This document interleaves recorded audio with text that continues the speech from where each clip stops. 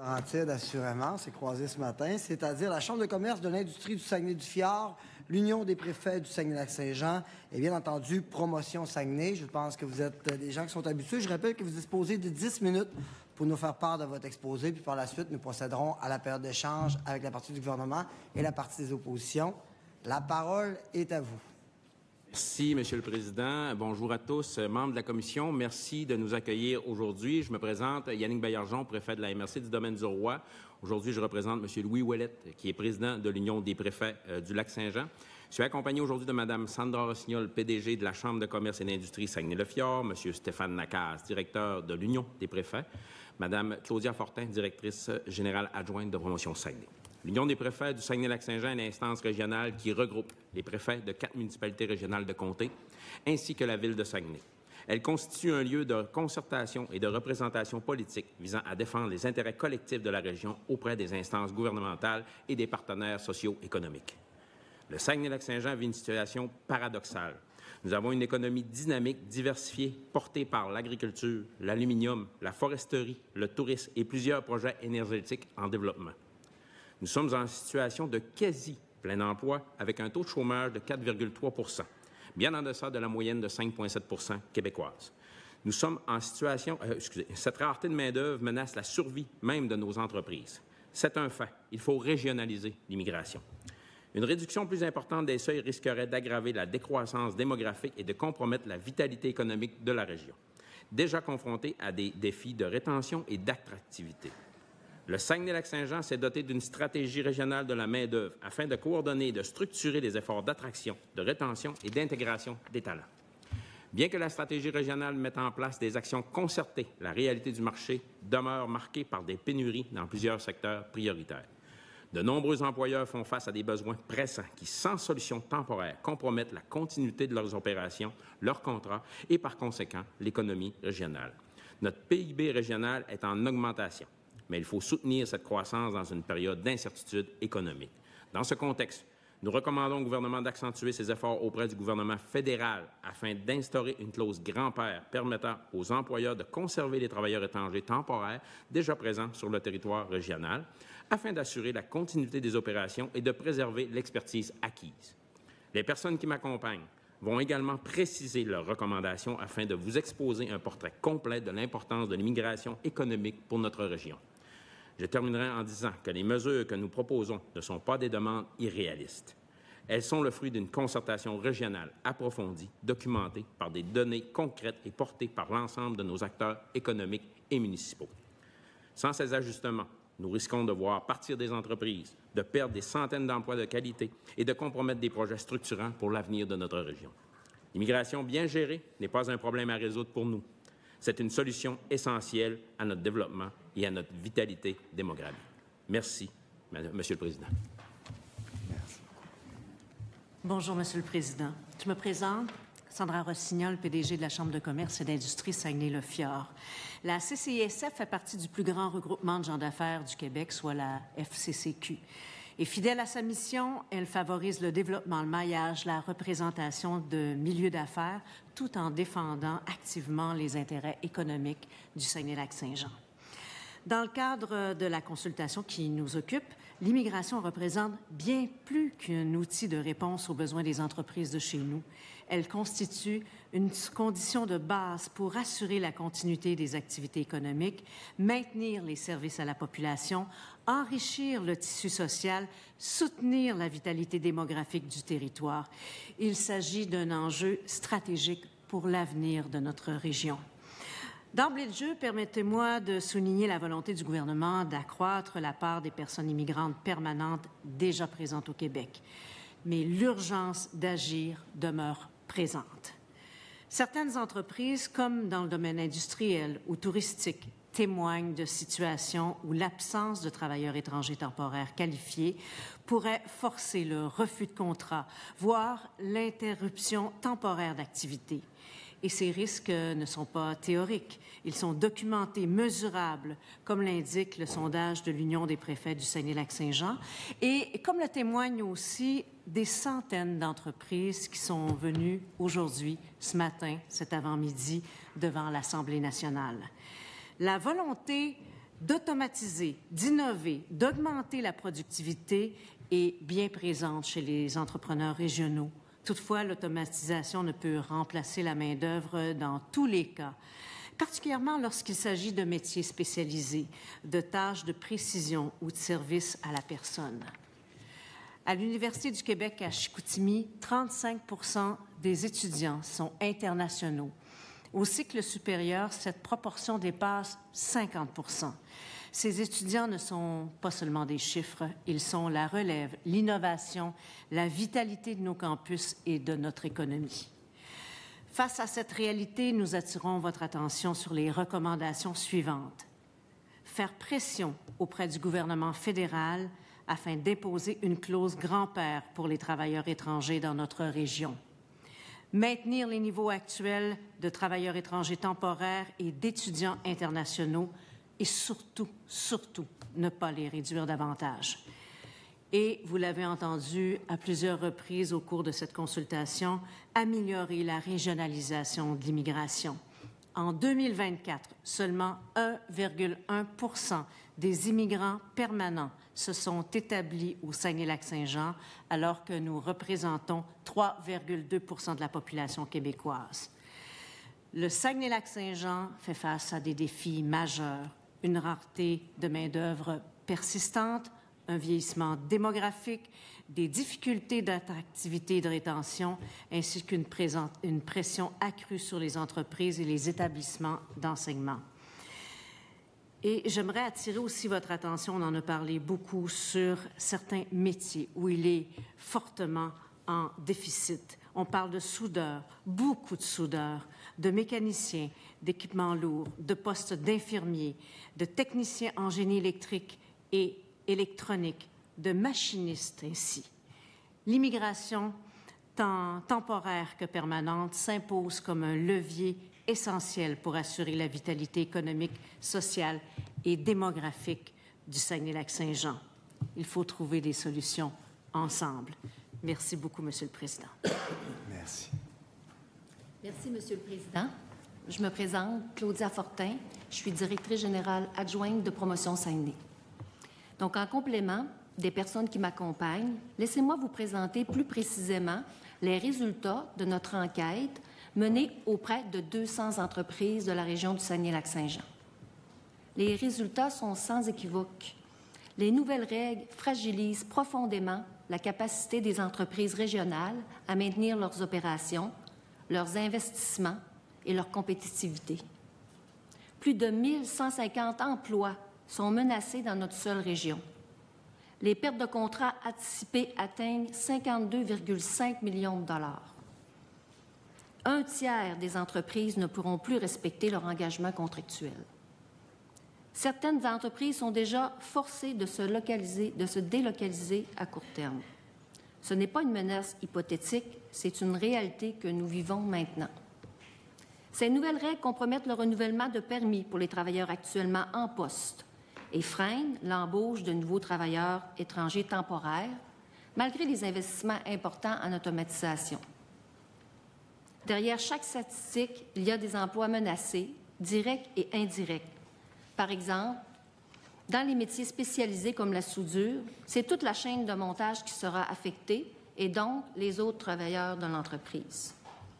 Les entreprises sont plus inquiètes de la situation avec les travailleurs étrangers temporaires que celle des tarifs avec les États-Unis. Les projets d'investissement sont remis en question et des entreprises se demandent si elles pourront continuer à opérer dans notre région. Merci de nous accorder ce moment, en espérant que notre témoignage saura résonner pour trouver des solutions qui ne mettent pas en péril nos entreprises régionales. Merci. Nous sommes prêts maintenant à répondre à vos questions. Alors, vous l'avez dit, nous pouvons procéder à la période d'échange. Monsieur le ministre, la parole est à vous pour une durée de 15 minutes 30. Merci beaucoup. Merci pour votre présentation.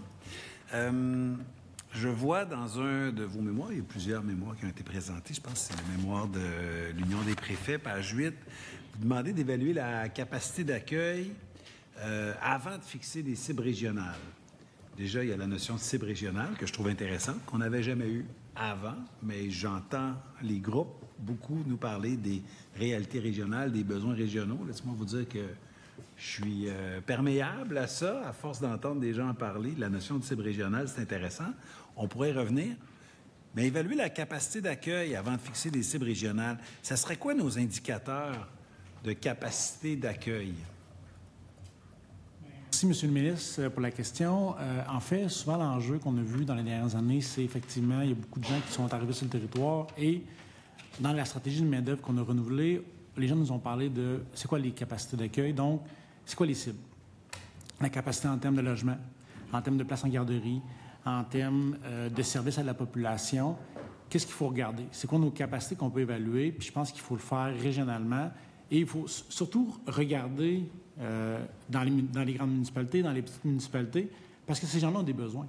Ils arrivent en région, ils doivent être accompagnés. C'est quoi les services? S'il manque de logement, s'il manque de place en garderie, donc, il faut se doter d'une stratégie pour dire, OK, voici notre capacité régionalement, puis ensuite dire au gouvernement, vous faites une cible, vous décidez c'est 30, 45, 50 000, peu importe les chiffres que vous allez dessiner, M. le ministre, mais nous, on est 3 On veut notre 3 de la population sur, mettons, si on dit 45 000, minimalement 3 Mais après, il faut voir c'est quoi notre capacité, parce que je pense que c'est ça l'enjeu que vous voulez cibler. Avant de prendre un chiffre régional, voici notre capacité que nous, on peut accueillir pour que ces gens-là soient bien accueillis dans notre région. On les accueille déjà bien, mais on peut encore mieux le faire. Je ne sais pas si ça répond, M. le ministre. Absolument. Oui, oui, c'est intéressant, c'est intéressant.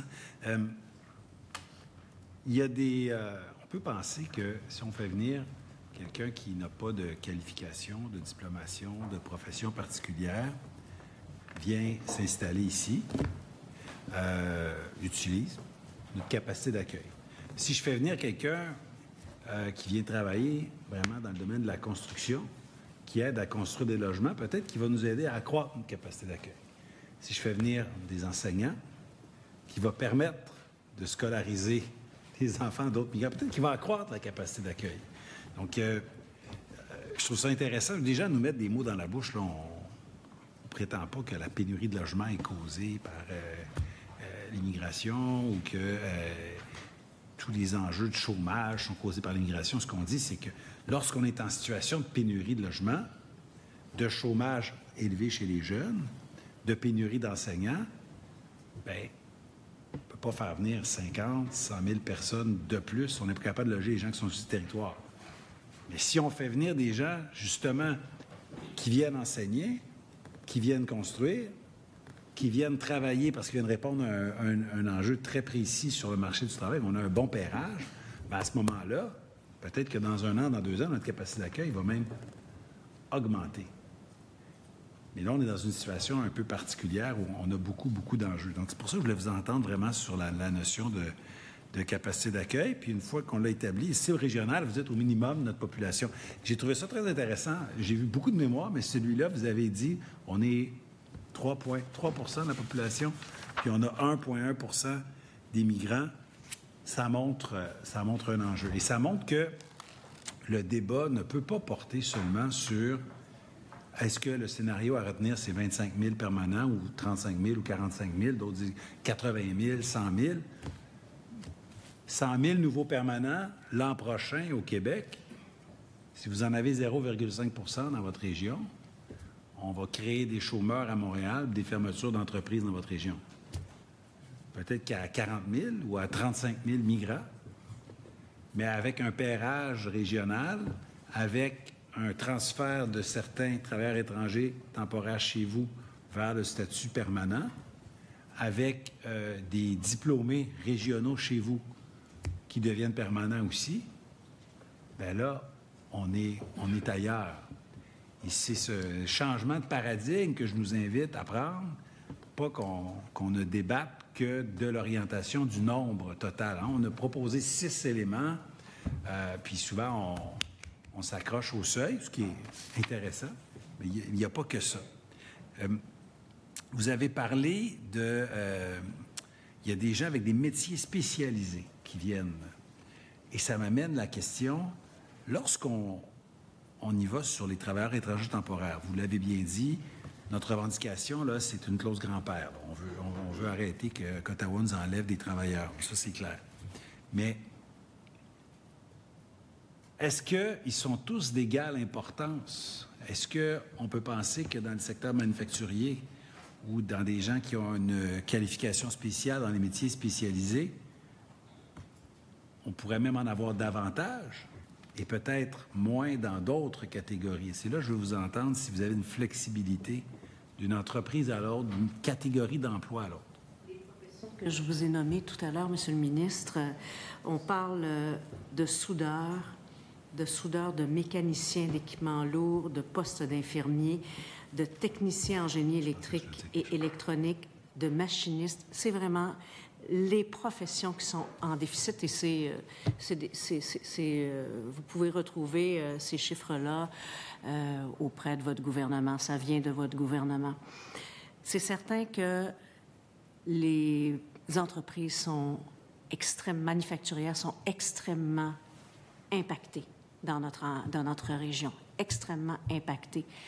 Hôtelier, le secteur hôtelier également, la restauration. Mais aujourd'hui, ce qu'on a vu devant la colline parlementaire, c'était des entreprises manufacturières qui étaient extrêmement inquiètes de perdre leurs travailleurs.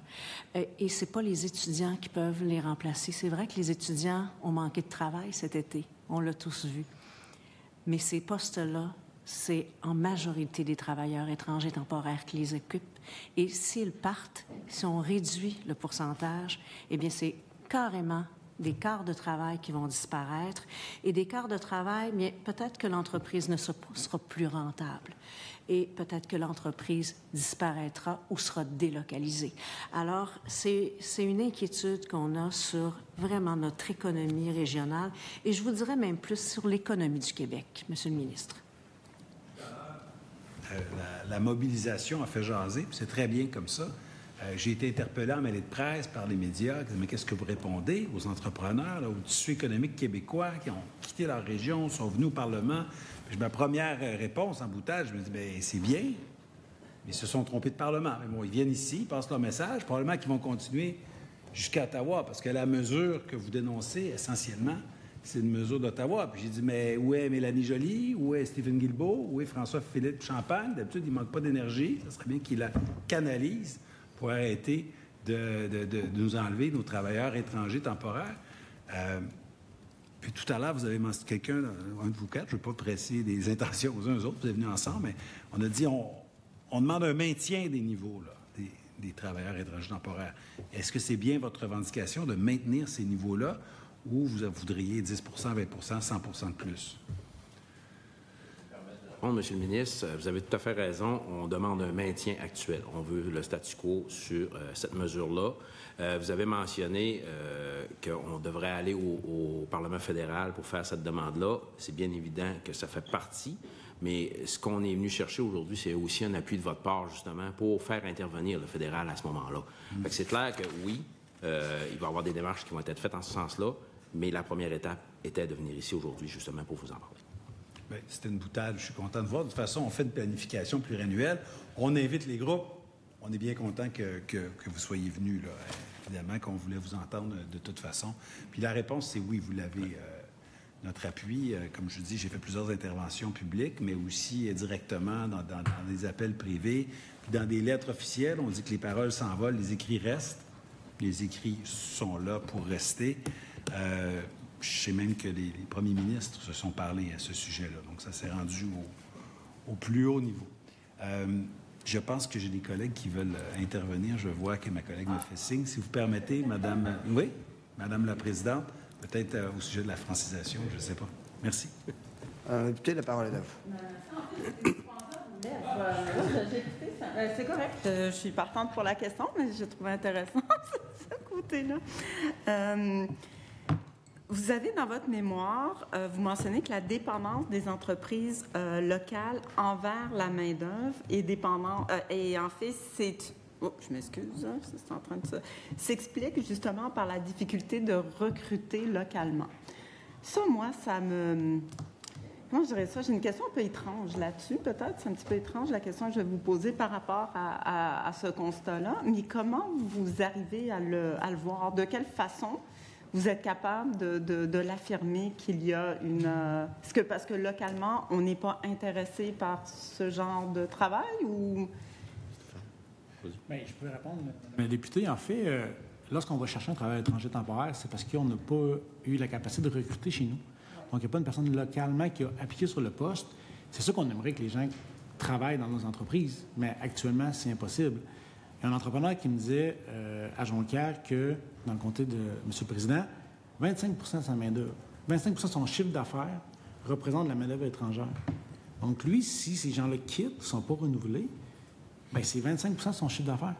Donc, c'est extrêmement important. Et c'est pas qu'il n'a pas essayé d'en recruter. C'est que l'enjeu... Et là, justement, s'ils vont chercher du travail étranger temporaire, c'est parce qu'ils ont... les gens, au niveau local, n'appliquent pas sur les emplois. Et on a fait des campagnes, tout ça, mais au Saguenay-Lac-Saint-Jean, on a la région avec le plus haut taux au niveau des personnes âgées. Donc, ça fait en sorte que les entreprises se retournent. Il y a des missions qui sont faites avec, par exemple, avec Promotion Saguenay. Donc, on essaie, mais à un moment donné, quand il manque de monde, bien, on va à l'étranger puis on comble les besoins. Je comprends parfaitement, mais ce qui m'étonne, c'est quoi l'enjeu? C'est une question de salaire. Si les gens sont... Le 25 qu'est-ce qui fait que quelqu'un localement n'est pas intéressé par l'offre d'emploi? C'est parce qu'au niveau du salaire, c'est pas avantageux? Je ne vous dirais pas que c'est au niveau du salaire. Je pense qu'on a... il y a une étude qui est sortie dernièrement qui disait qu'il va y avoir 27 milliards d'investissements dans la région. On a des grands projets, on a la base militaire de Bagotville, il va y avoir des projets en éolien, on a Rio Tinto, il y a beaucoup d'investissements dans la région, donc on a besoin de main-d'œuvre plus grand que la population qu'on a. Donc, automatiquement, bien, il y a des corps de métier qui sont moins recherchés que d'autres, donc on doit combler les postes par des travailleurs étrangers temporaires ou par de la main-d'œuvre immigrante. Parlez-moi un petit peu, justement, tantôt, le ministre il a ouvert la porte là-dessus au niveau de la francisation. Comment ça fonctionne? Est-ce que c'est quelque chose qui est facile d'accès en entreprise? Est-ce que vous sentez que vous avez un soutien de Francisation Québec? Comment ça fonctionne? Bien, effectivement, là, c'est complexe actuellement, puis les entreprises en font beaucoup.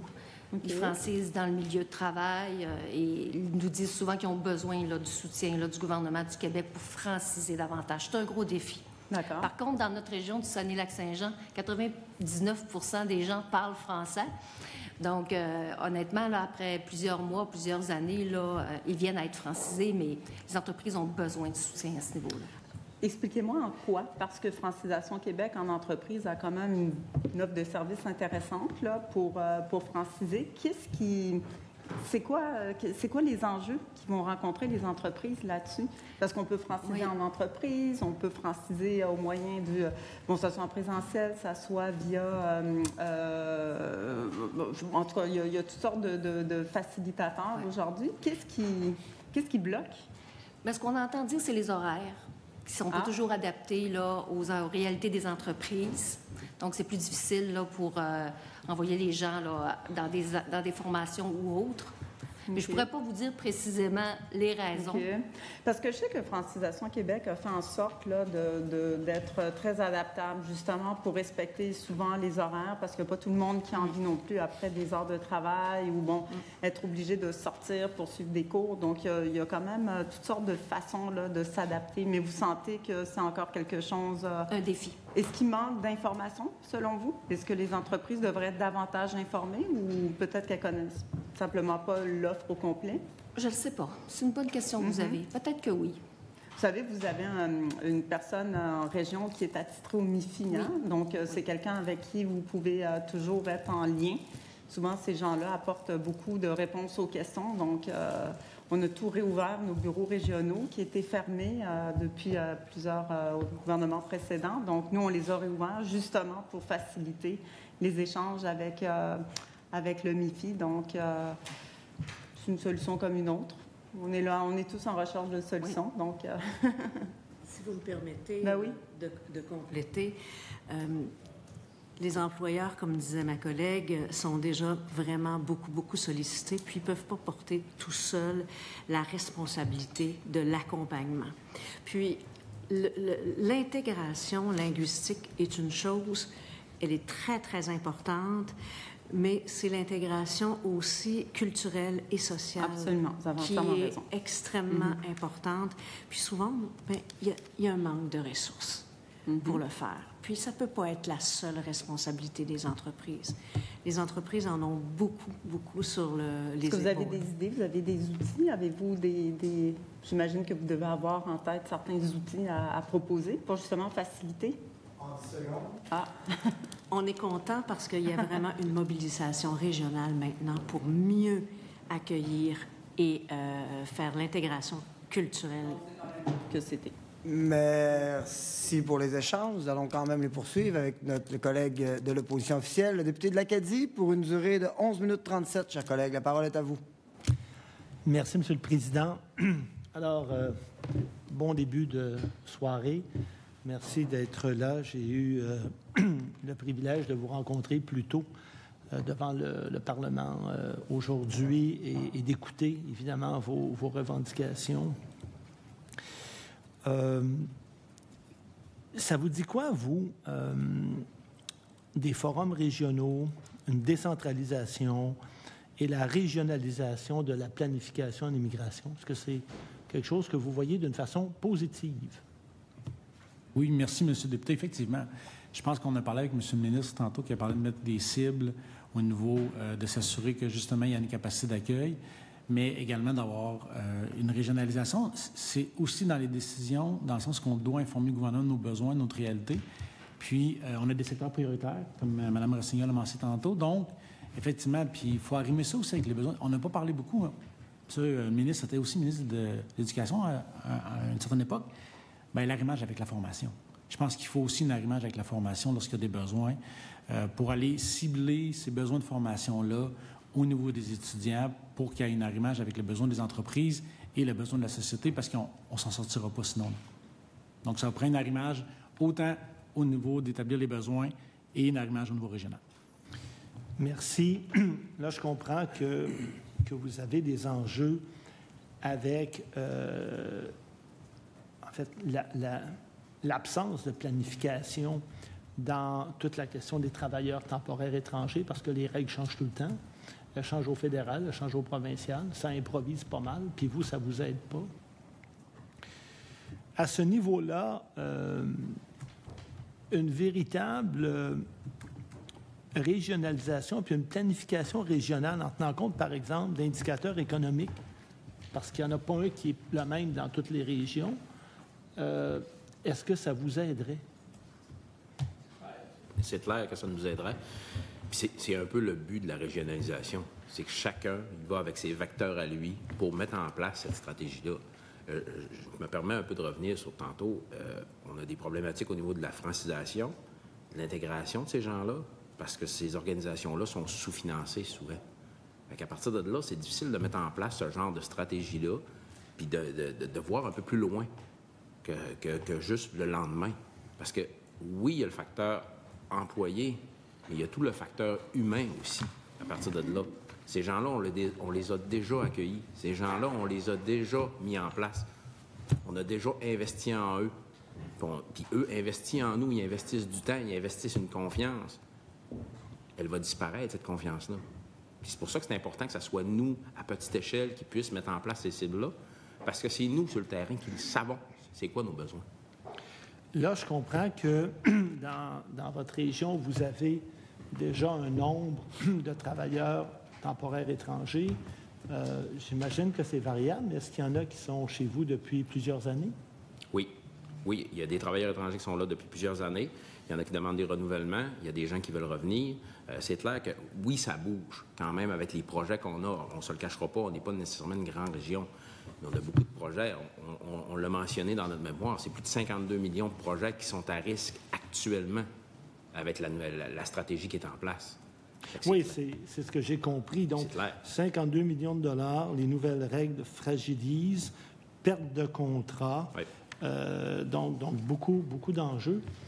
Ces travailleurs temporaires étrangers, chez vous, ils ont déjà des logements, ils ont des endroits où ils restent? Il n'y a personne qui couche dehors chez nous.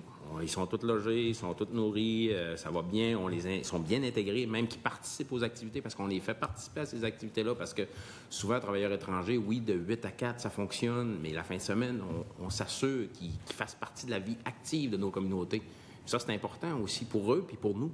Comprendre aussi ces gens-là, puis qu'ils comprennent aussi notre culture, parce que c'est un mélange là, qu'on crée actuellement. Là. Donc, vous êtes capable, au fond, de les intégrer. C'est clair. Ça ne pose pas d'enjeu. Si je peux me permettre, oui, bien sûr, bien sûr. Les villes sont déjà à l'œuvre à trouver des solutions pour le logement notamment. si je peux me permettre, pour Ville-Saguenay, puis je suis d'accord, certainement, c'est la même chose dans les autres municipalités. C'est près de 800 logements qui vont être livrés là, d'ici 2027. Donc, les villes sont déjà à l'œuvre, sont en planification, essaient de répondre aux besoins. Les promoteurs immobiliers sont au rendez-vous. Il y a aussi également là, des projets publics pour les logements abordables actuellement là, qui sont en cours. Puis, oui, allez-y, je vous en prie. En fait, on a même créé à Ville-Saguenay, avec la MRC du Fjord, un service d'aide aux nouveaux arrivants, donc un service d'accueil. Donc, un nouvel arrivant qui arrive, il peut venir de Montréal, il peut venir du Maroc, il peut venir de Québec, comme moi j'ai vécu. Je suis immigrant au Saguenay-Lac-Saint-Jean depuis 2 ans. Donc, mais j'ai un service d'accueil pour m'aider. Donc, on les prend vraiment en charge, puis on s'assure de bien les intégrer, de bien leur donner de l'information. Parce que, comme M. le préfet a dit, bien, après 4 heures, si tu n'as pas d'activité, tu ne connais pas la réalité régionale, bien, on essaie de mieux. Puis, que ce soit autant au Saguenay-Lac-Saint-Jean que ce soit au lac, dans les petites communautés, il y a vraiment un bel accueil qui est fait. Puis les gens s'intègrent. Il y a des gens qui partent des ligues de soccer. On pourrait donner plein d'exemples, mais vraiment, l'intégration chez nous, là, c'est pas un enjeu. Ça se fait bien. Et j'imagine que ces entreprises-là comptent sur les travailleurs temporaires étrangers. Qu'est-ce qui arriverait si ces temporaires-là devenaient permanents? Est-ce que ça poserait un enjeu chez vous? Ça serait difficile pour les entreprises ou ils accueilleraient ça d'une façon sanitaire? Je dirais pas difficile, je dirais fermeture prévue. J'ai des entreprises, ça sera des fermetures prévues s'il n'y a plus ces travailleurs étrangers-là. Ça, c'est clair. Puis s'ils deviennent permanents, est-ce que ça aiderait vos entreprises? C'est clair. C'est clair. OK. Donc, au fond, si je vous comprends bien, si le gouvernement du Québec ouvrait davantage le PEC et le PSTQ et qu'il donnait une voix à ces gens-là qui sont chez vous, là, pas des gens là, qui viennent d'ailleurs, des gens qui sont chez vous. Je vous écoute, vous me dites qu'ils sont intégrés, travaillent. Bon, ça va bien. Bien, à ce moment-là, vous n'auriez plus de problème. Ça fait partie des demandes des entreprises. Ben oui. D'accélérer le statut temporaire à permanent dans certains cas, des travailleurs effectivement qui travaillent déjà dans l'entreprise, exact. Qui sont déjà francisés. Donc, leurs enfants sont à l'école également. Oui, tout à fait. Donc, effectivement, c'est une option très intéressante. Donc, vous rendez-vous compte qu'avec ce qu'on vient de discuter, je viens de vous sauver un voyage à Ottawa? Je ne sais pas si M. le ministre écoute, là. Mais, M. le ministre, là, demain matin, là, parce qu'on est en train de parler de planification, là. Si M. le ministre décide que ces gens-là, dans votre région, vous aident, qu'il ouvre ses programmes, pas besoin d'Ottawa. Ça règle votre problème. Quand j'ai mentionné que la première étape était ici, c'était en lien direct avec ça. Bien fait. On est là pour vous écouter, à moins dans l'opposition, ça c'est clair. Mais ça règle votre problème. Mais, par contre, on souhaite quand même une clause grand-père pour le programme des travailleurs étrangers temporaires qui est géré par le gouvernement fédéral. Donc, c'est important aussi là, de continuer à faire les pressions auprès du fédéral là, pour avoir cette clause grand-père-là pour que nos travailleurs étrangers temporaires, là, ceux qui sont ici, puissent demeurer. Puis ça, je vous comprends. Puis c'est important ce que vous dites, mais ce qu'on est d'accord pour dire qu'il y a... Parce que là, je vous écoute, puis vous me dites qu'il n'y a pas de problème d'intégration, vous avez les gens travaillent, les gens voudraient les garder. Puis quand je regarde le cahier de consultation, puis les cibles qui sont proposées par le gouvernement, entre autres dans les différents scénarios, on parle, scénario 2A, 25 000 personnes qui vont être admises, qui vont être vers la résidence permanente éventuellement, qui vont devenir des permanents. En quoi ça va vous aider? En fait, je veux peut-être un petit bémol par rapport à la problématique d'intégration. J'ai dit qu'on n'a pas de problème à les intégrer. On a des structures qui sont en place, on a des organisations qui sont en place qui le font très bien. La problématique qu'on a, c'est qu'ils sont sous-financés pour faire cette intégration-là. On est capable de la faire, on a les ressources pour le faire, mais souvent, ils n'ont pas le financement qui vient avec. Parce que oui, on est capable de les intégrer, mais à un moment donné, je manque de moyens. Mais là, vous parlez du PACI, entre autres? Oui, c'est ça. En place, ça, le PACI, c'est financé par le gouvernement du Québec? Tout à fait. Donc, si le gouvernement du Québec met les fonds nécessaires dans le PACI, ça va vous aider davantage? Oui, parce qu'au départ, le PACI, là, on avait un nombre d'heures qui était défini par cible, là, puis les heures ont considérablement diminué dans les dernières années. Donc, c'est plus difficile d'accompagner à plus long terme ces gens-là, justement, pour s'assurer d'une intégration pleine et entière. Il faut peut-être rajouter quelque chose, M. le député, aussi. Il faut s'assurer que ces gens-là restent au Saguenay-Lac-Saint-Jean par la suite. S'ils ont leur résidence permanente, puis on regarde peut-être est-ce que c'est un permis, est-ce que c'est plus dans la région, parce que La crainte peut-être de M. le ministre, c'est qu'ils quittent la région après lorsqu'ils ont leur permanence. Nous, on veut s'assurer que s'ils sont sur le territoire, c'est des temporaires. Lorsqu'ils deviennent permanents, bien, ils contribuent au Saguenay-Lac-Saint-Jean. On ne voudrait pas un exode de ces gens-là vers les grands centres. Donc, on veut s'assurer qu'ils restent dans notre région. Donc, les temporaires sont les règles. Au moins rapidement, on stabilise les entreprises à court terme, là, parce que changer les programmes et tout ça, on peut. C'est une directive d'Ottawa. Il appelle la sous-ministre, il donne la directive de remodifier les règles. Pas de changement de loi, pas de changement de règlement, une directive ministérielle. Je pense que c'est simple à comprendre. Changer les programmes, modifier les permanents. Il y a un délai. Là, les entreprises, qu'est-ce qu'ils ont dit ce matin, c'est on veut passer un message que le gouvernement du Québec nous accompagne à Ottawa, parle à Ottawa pour leur dire régler cette question-là. Après, il y aura la fin de la commission, puis on regardera si on va vers les résidences permanentes. Mais à court terme, il faut régler cette question-là. Puis après ça, on regardera le niveau de français, puis il y a plein de choses qui peuvent être faites. Mais les cris des entreprises, c'est maintenant parce qu'on perd notre membre pour pas des contrats. Ça fait plus mal que les tarifs actuellement, c'est la perte de ces travailleurs-là. Exact. Puis quand le PEC a été suspendu, avez-vous été consulté avant? Moi, je n'ai pas eu de consultation. Puis les entreprises qui voulaient ou les personnes qui voulaient utiliser ce programme-là se sont ramassées avec rien du jour au lendemain? Exactement. Très bien. Je vous remercie. Je n'ai pas d'autres questions. Merci, M. le député. Nous allons poursuivre les échanges avec le député de Laurier-Dorion. La parole est à vous pour une durée de 3 minutes 53, M. le député. Merci beaucoup. Bonjour, Mesdames, Messieurs. Merci beaucoup d'être ici. Écoutez, j'aimerais vous entendre sur la question de la cohérence des grandes politiques d'État. Vous venez tout juste de le mentionner, vous-même, là. Jusqu'à il y a quelques mois, la grande priorité, la grande préoccupation de tout le Canada, c'était la question des tarifs. Je sais, le Canada va être étouffé, etc. C'est la crise économique. Et vous nous dites que, et d'autre part, le gouvernement du Québec, depuis quelques années, bon, il y a toutes sortes de réformes dans le monde de l'immigration, etc., là, mais ça vous ajoute de l'incertitude. Est-ce que vous pensez que, en tout cas, le gouvernement du Québec, là, ou le gouvernement du Canada, là, à la limite, il est cohérent là, dans toutes ces... D'une part, il faut affronter les messieurs au sud de la frontière, et d'autre part, on joue au yo-yo avec les politiques d'immigration. Est-ce que ça vous semble cohérent? Là? Permettez-moi de vous répondre. Merci pour votre question. Présentement, nous sommes en train de faire à la Chambre de commerce, avec l'ensemble des chambres de commerce du Saguenay-Lac-Saint-Jean, une grande consultation auprès des entreprises pour faire un dépôt de mémoire dans le cadre du processus de consultation prébudgétaire. Et on a 200 entreprises de rencontrer. On leur demande quelles sont vos principales préoccupations. On s'attend à ce que ce soit les tarifs. On a eu tellement de rencontres concernant les tarifs. Bien, force est d'admettre que, et avec grande surprise, ce sont la question des travailleurs étrangers temporaires qui est au top des préoccupations. Vraiment, c'est un vent de panique présentement pour perdre leurs travailleurs qu'ils ont payés pour faire venir, installer, acheter des bâtisses pour les loger. Les entreprises ont besoin de ces travailleurs-là et les travailleurs ont besoin de ce travail-là aussi.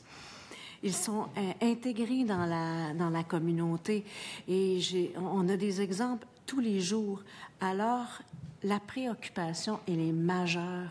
Présentement, ce sont les travailleurs étrangers temporaires. Et je peux vous le dire, on a eu encore des consultations hier et c'est ça qui préoccupe. Et nous étions les plus surpris. Nous pensions que ça allait être les tarifs. Non, c'est les travailleurs étrangers temporaires. Alors, quand on perd notre main-d'œuvre, bien, on perd la raison d'être des entreprises. J'aimerais aller à un aspect très concret. On a beaucoup parlé d'emploi dans des entreprises, soudeurs, etc. Un aspect qui a moins été, on a moins entendu, on l'a entendu mais moins, c'est tous les emplois. Est-ce qu'il y a une pénurie de main-d'œuvre dans les services publics, soit dans les établissements de la santé, les systèmes scolaires, les municipalités? J'aimerais vous entendre. Nous ne sommes pas en situation de pénurie de main-d'œuvre, mais de rareté de main-d'œuvre. Et tous les secteurs sont touchés. Mais évidemment, il y a des secteurs qui sont davantage touchés. Tout le monde peut manquer de main-d'œuvre qualifiée. C'est ça qui manque, de la main-d'œuvre qualifiée. Et au Saguenay-Lac-Saint-Jean, on a un bassin de main-d'œuvre plus éloigné du marché du travail qu'on tente aussi par toutes sortes évidemment, de programmes gouvernementaux de réintégrer dans le marché du travail. Mais c'est plus difficile. Donc, la rareté de main-d'œuvre, elle touche tous les secteurs d'activité, mais prioritairement les secteurs où on vous a mentionné tout à l'heure, avec des métiers plus spécifiques, qui sont des métiers où le gouvernement même a identifié par région qui sont plus problématiques. Je me dois de remercier les gens, les représentants de la région du Saguenay-Lac-Saint-Jean. Je vous remercie pour votre contribution aux travaux. Pour ce qui est de moi, je suspends les travaux quelques instants pour laisser place au prochain groupe. Merci.